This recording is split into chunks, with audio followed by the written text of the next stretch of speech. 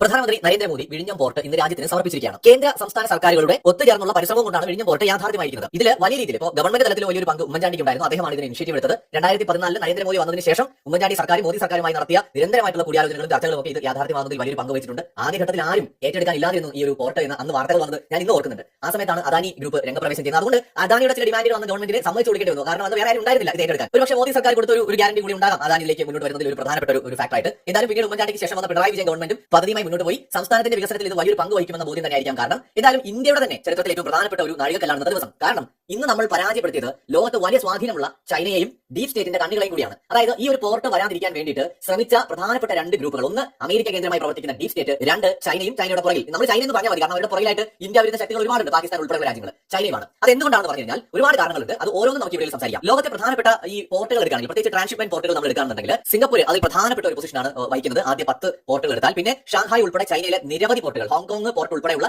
നിരവധി പോർട്ടുകൾ, ഒരു 6-7 സ്ഥാനത്തൊക്കെ വരും ദുബായ് പോർട്ട്. അതുപോലെ തന്നെ ശ്രീലങ്കയുടെ കൊളംബോ ആദ്യ 10 വരുന്ന ഒരു ട്രാൻസ്ഷിപ്മെന്റ് പോർട്ടാണ്. ഇൻട്രസ്റ്റിംഗ് ആയിട്ടുള്ള കാര്യം, ലോകത്തെ എല്ലാ പോർട്ടുകളിലും ഡയറക്റ്റ് ആയിട്ടോ ഇൻഡയറക്റ്റ് ആയിട്ടോ ചൈനയ്ക്ക് ഇൻവെസ്റ്റ്മെന്റ് ഉണ്ട്. പ്രത്യേകിച്ച് നമ്മൾ ഈ പറഞ്ഞ സിംഗപ്പൂർ, മലേഷ്യ പോലുള്ള രാജ്യങ്ങളിലെ പോർട്ടുകളിൽ ഡയറക്റ്റ് ആയിട്ടുണ്ട്, അല്ലെങ്കിൽ ഇൻഡയറക്റ്റ് ആയിട്ട് മറ്റു പല കമ്പനികളിലൂടെ മറ്റു പല ഇൻഫ്രാസ്ട്രക്ചർ പ്രോജക്റ്റുകളിലൂടെ ചൈനയ്ക്ക് ഒരു ഇൻവെസ്റ്റ്മെന്റ്, ഒരു താല്പര്യം അവിടെ ഉണ്ടാവും. കാരണം ഈ പോർട്ടുകൾ ഏറ്റവും അധികം കൈകാര്യം ചെയ്യുന്നത് ചൈനയുടെ ചരക്കുകളാണ്. അതുകൊണ്ട് ചൈനയ്ക്ക് ഇൻവെസ്റ്റ്മെന്റ് ഉണ്ടാവും, താല്പര്യങ്ങൾ ഉണ്ടാവും. അതുപോലെ തന്നെയാണ് ശ്രീലങ്കയിൽ ഇപ്പോൾ ഹമ്പന്തോട്ട തുറമുഖത്തിന്റെ ഒക്കെ നടത്തിപ്പ് ചൈന എടുത്ത് വെച്ചത് അതുകൊണ്ടാണ്. അപ്പോൾ അതുപോലെ നമ്മൾ കേരളത്തിൽ വിഴിഞ്ഞം പോർട്ട് ഡെവലപ്പ് ചെയ്യാനായിട്ട് ഏലിയാസ് ജോൺ എന്നാണ് തോന്നുന്നത് അദ്ദേഹത്തിന്റെ പേര്, അദ്ദേഹത്തെ പോലെയുള്ള ഒരു മുന്നോട്ട് വരുന്നു. പിന്നീട് ഗവൺമെന്റ് തലത്തിൽ പല സർക്കാരുകളും സഹായിക്കുന്നുണ്ട്. ഈ ഒരു പ്രോജക്റ്റുമായി ബന്ധപ്പെട്ട സ്റ്റഡീസും കാര്യങ്ങളൊക്കെ നടക്കുന്നുണ്ട്. ചൈന ആദ്യത്തെ ബിഡിൽ പങ്കെടുത്ത ഒരു രാജ്യമാണ്. എന്ന് വെച്ചാൽ ചൈനീസ് ഗവൺമെന്റിന്റെ നിയന്ത്രണമുള്ള 2 ചൈനയുടെ സ്ഥാപനങ്ങൾ ഈ ഒരു വിഴിഞ്ഞം പോർട്ട് നിർമ്മിക്കാനുള്ള താല്പര്യം അറിയിച്ച് വന്നതാണ്. പല കാരണങ്ങളാൽ അത് നടക്കാതെ പോയി. ചൈനയോടുള്ള വിശ്വാസക്കുറവ് ഉൾപ്പെടെ ഒരു കാരണമായിരുന്നു. പക്ഷേ ചൈന ശ്രീലങ്ക ഉൾപ്പെടെയുള്ള സ്ഥലങ്ങളിൽ പോർട്ടുകളായിട്ട് നടത്തിയതുപോലെ ഈ ഇന്ത്യയിൽ നമ്മുടെ കേരളത്തിലെ പോർട്ടും കൈപ്പിടി ഒതുക്കാൻ ഒരു ശ്രമം നടത്തിയതാണ്. പിന്നെയും പല രാജ്യങ്ങളുടെയും കമ്പനികൾ വന്നു. പക്ഷേ പല കാരണങ്ങളാൽ ഇത് നീണ്ടു പോയി. ഈ നീണ്ടു പോകുന്നതിന് പുറകിൽ ചൈനയ്ക്ക് ഒരു വലിയ പങ്കുണ്ടായിരുന്നു. നേരിട്ടും അല്ലാതെയും ഒക്കെ ചൈന പലതരത്തിൽ ഈ ഒരു പ്രോജക്ട് നടക്കാതിരിക്കാനായിട്ട് പരിശ്രമിച്ചിട്ടുണ്ട്. ഡീപ് സ്റ്റേറ്റും അതുപോലെ പരിശ്രമിച്ചിട്ടുണ്ട്. കാരണം ഇന്ത്യ ഒരു മേജർ പവറായിട്ട് മാറുന്നത് ഡീപ് സ്റ്റേറ്റും ബ്രിട്ടനും ചൈനയും ഒന്നും ആഗ്രഹിക്കുന്നില്ല എന്നുള്ളതാണ് യാഥാർത്ഥ്യം. ഇപ്പോൾ ഇന്ത്യയിലെ വിഴിഞ്ഞ പോർട്ട് വന്നു കഴിഞ്ഞാൽ ഇതൊരു മേജർ പോർട്ടായിട്ട് മാറും. കാരണം അന്താരാഷ്ട്ര പാതയുടെ തൊട്ടടുത്താണ് ഈ പോർട്ട് സ്ഥിതി ചെയ്യുന്നത്. അപ്പോൾ ട്രാൻസ്ഷിപ്മെന്റ് മേഖലയിൽ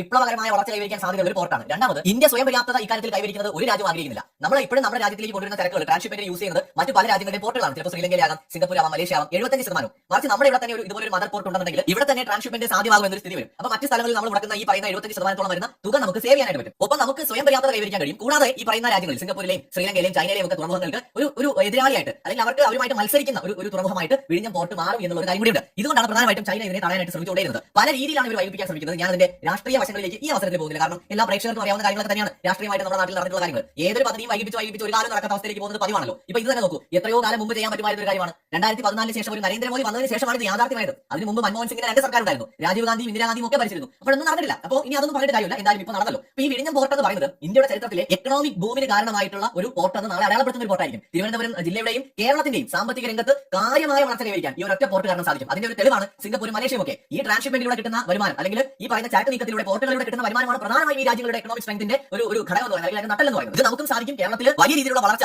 ഉണ്ടാക്കുന്നതിന് ഇത് സഹായകരമാകും. അതുകൊണ്ട് തന്നെയാണ് ഈ ഒരു പ്രോജക്ട് വരാതിരിക്കാനായിട്ട് പരമാവധി ചൈനയും ഡീപ് സ്റ്റേറ്റും ഒക്കെ ശ്രമിച്ചത്. ഇനി ശ്രീലങ്കയ്ക്ക് പോലും ഇത് എതിർപ്പുണ്ടായിരുന്നു. കാരണം അവിടെ കൊളംബോ തുറമുഖം വളരെ പ്രധാനപ്പെട്ട ഒരു ട്രാൻസ്ഷിപ്മെന്റ് പോർട്ടായിരുന്നല്ലോ. അപ്പോൾ അതിന് തിരിച്ചടി ഉണ്ടാകുമെന്ന് വെച്ചിട്ട് ശ്രീലങ്ക പോലും ഇൻഡയറക്റ്റ് ആയിട്ട് എതിർത്തിരുന്നു. ശ്രീലങ്കയിലുള്ള പോർട്ടുകളിൽ അടിസ്ഥാന സൗകര്യ വികസന പദ്ധതികളിലൊക്കെ ചൈനയ്ക്ക് പങ്കാളിത്തം ഉണ്ടായിരുന്നു. അപ്പോൾ ഇതിന്റെ എല്ലാ പുറകിൽ ചൈനയുണ്ട്. സിംഗപ്പൂരിനും ഉണ്ടാവും ഇന്ത്യയിലെ ഒരു ട്രാൻസ്ഷിപ്മെന്റ് പോർട്ട് വരുന്നതിൽ എതിർപ്പ്. അപ്പോൾ ഇങ്ങനെ പല രാജ്യങ്ങൾക്കും എതിർപ്പുണ്ടാവും. കാരണം അവരുടെ കഞ്ഞുകൂടി മുട്ടുന്ന കാര്യമാണല്ലോ. അവർ കുറെ കാലമായിട്ട് എൻജോയ് ചെയ്തുകൊണ്ടിരിക്കുന്ന കുറെ കാര്യങ്ങൾ അവർക്ക് കിട്ടാനാവുകയാണ്. ഇനി മുതൽ നേരത്തെ ഇന്ത്യയിൽ നിന്ന് വന്നുകൊണ്ടിരുന്ന ട്രാൻസ്ഷിപ്മെന്റ് ബേസ് ചെയ്തുള്ള ഫണ്ട് അവർക്ക് കിട്ടില്ല. കാരണം അത്തരത്തിലുള്ള വരുമാനം കുറയും. കാരണം ഇന്ത്യയിൽ തന്നെ ഓൾറെഡി ഒരു മദർ പോർട്ട് വന്നു കഴിഞ്ഞു. ഒരു പോർട്ട് ഇന്ത്യയിലുള്ളപ്പോൾ സ്വാഭാവികമായിട്ട് ഇന്ത്യയിലേക്ക് വൻതോതിൽ ഇൻവെസ്റ്റ്മെന്റ് വരും. തമിഴ്നാട്ടിലും കർണാടകത്തിലും അതുപോലെ കേരളത്തിലും ഒക്കെ വലിയ രീതിയിലുള്ള വിദേശ നിക്ഷേപം ഉണ്ടാകാൻ സാധ്യതയുണ്ട്. കമ്പനികൾ ഇൻവെസ്റ്റ് ചെയ്യാൻ സാധ്യതയുണ്ട്. കേരളത്തിൽ സ്ഥലം കുറവാണ്, സവിശേഷമായ ഭൂപ്രകൃതിയാണ്. അപ്പോൾ അതുകൊണ്ട് ഇവിടെ ലിമിറ്റേഷൻ ഉണ്ട് ബിസിനസ് സംരംഭങ്ങൾ വലിയ രീതിയിൽ തുടങ്ങുന്നതിന്. പക്ഷേ തമിഴ്നാട്ടിലും കർണാടകയിലും ഒക്കെ വൻതോതിലുള്ള വികസനം അല്ലെങ്കിൽ ഇൻവെസ്റ്റ്മെന്റ്സ് ഇതേ തുടർന്നുണ്ടാവും. അതായത് നമ്മുടെ കേരളത്തിൽ ഈ പോർട്ട് കാരണം രാജ്യത്തൊട്ടാകെ അതിന്റെ ഗുണം ലഭിക്കും. ഇത് സത്യത്തിൽ ഒരു തുടക്കം മാത്രമാണ്. ഇവിടെ നമ്മൾ ചൈനയുടെ മേലുള്ള ഒരു വിജയമായി തന്നെ ഇതിനെ കാണണം. കാരണം ഇത് ഉണ്ടാവരുത് എന്ന് ആഗ്രഹിച്ച സകലർക്കും ഇതൊരു വലിയ തിരിച്ചടിയാണ്. ഇത് ചൈനയ്ക്ക് മാത്രമല്ല ഡീപ് സ്റ്റേറ്റിനും. മറ്റൊരു വീഡിയോയുമായി വീണ്ടും വരാം.